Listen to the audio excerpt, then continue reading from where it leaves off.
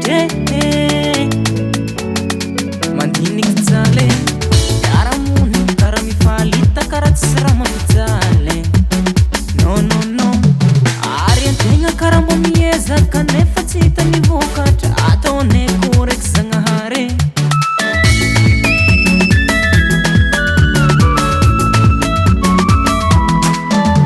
kapokambare fa izo tsias na sakimile antenga salama melung sasadime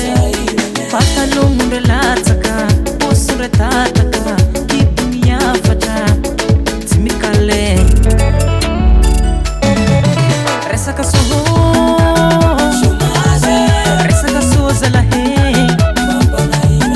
resaka soho resaka soza la he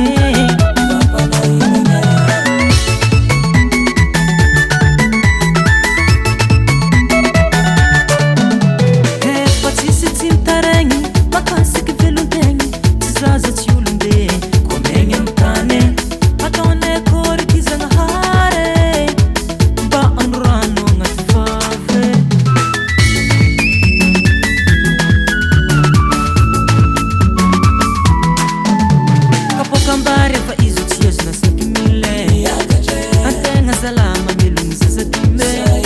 patalong relatsaka posure tataka kidunia fata timikale resaka soho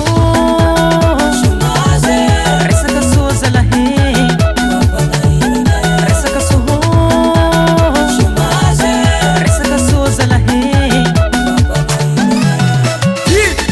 somatika yeba somatika yeba somatika yeba somatika yeba somatika yeba somatika zai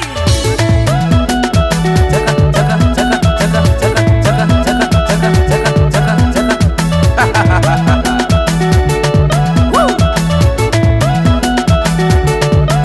resaka soho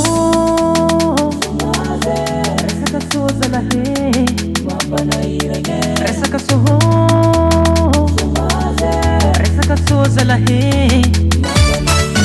resaka soho resaka soza la he resaka soho resaka soza la he FL Studio.